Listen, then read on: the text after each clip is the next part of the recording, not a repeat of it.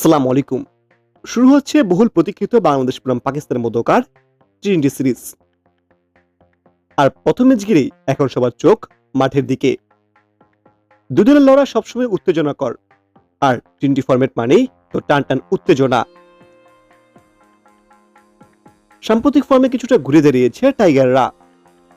এদিকে আবার পাকিস্তান দলে বড় বড় নাম না থাকলেও যারা আছেন তারা যথেষ্ট ভালো।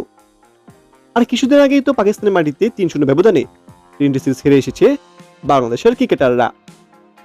কিন্তু শ্রীলঙ্কা মাটিতে এবার ২-১ ব্যবধানে টি-20 সিরিজ জয়লাভ করার কারণে বেশ ছন্দে রয়েছে লিটন দাসের দল।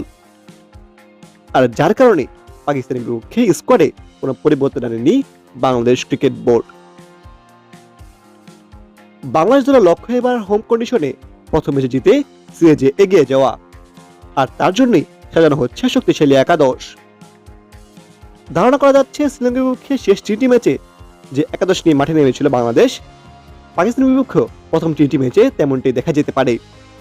তৈরি না করে এখন দেখে নেব পাকিস্তানের বিপক্ষে প্রথম টি ম্যাচে কেমন হতে পারে বাংলাদেশ দলের সম্ভাব্য বেস্ট একাদশ। চলুন দেখে নেই এক নজরে। Number 1, Parvez Hossain Emon, opening batsman. Number 2, Tanzid Tamim, opening batsman. Number 3, Liton Kumar Das, one down batsman. Number 4, Zakaria লিওনিক, wicket keeper batsman. Number 5, Towhid Hridoy, middle order batsman. Number 6, Shamim Hossain Patwari, middle order batsman.